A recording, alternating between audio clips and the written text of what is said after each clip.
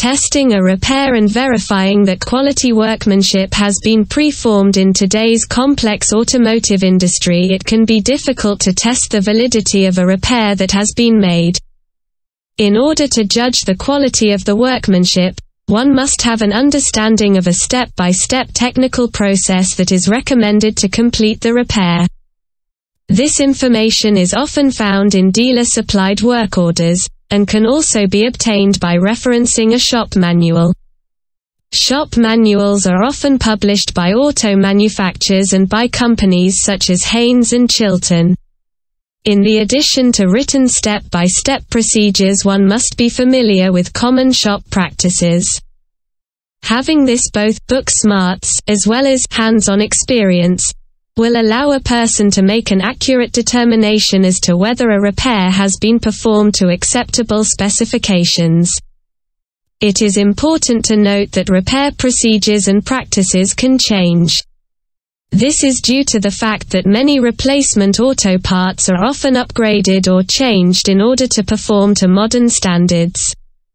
Also, new tools are often introduced to the industry, which can change or ease the process of removing and installing replacement parts. In today's repair industry, it is not as simple as fixed or still broken. In order to comprehend this, you must familiarize yourself with the two ways that a mechanic diagnoses a problem that has been brought to his attention. In early model cars, a mechanic would go through a process of elimination. By doing this in a systematic or checklist-style fashion, the mechanic would be able to pinpoint the problem.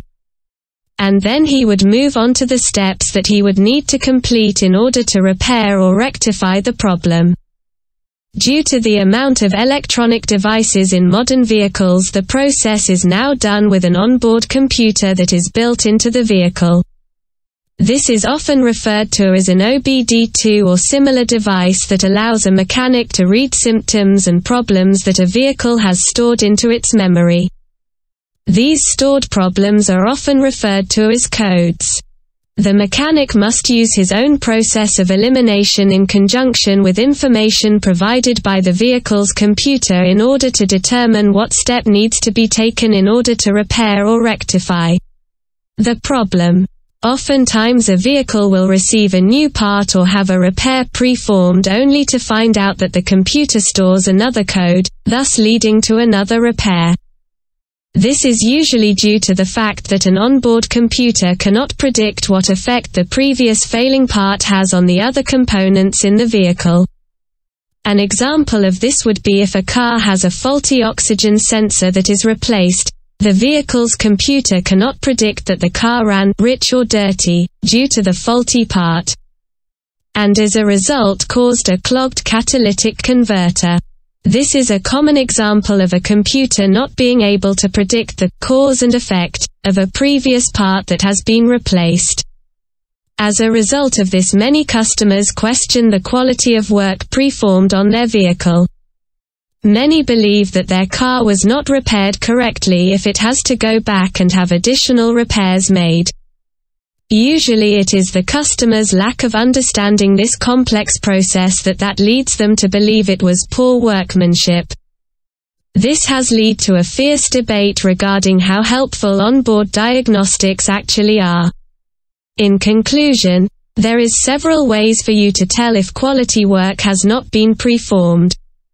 If nothing has changed and the vehicle still displays the same symptoms, it is not repaired. If the vehicle works properly, but within a very short period of operation time displays the same symptoms, the problem may have been repaired but needs to have other problems addressed. If the repair in question fails due to improper installation, then the repair quality was preformed poorly.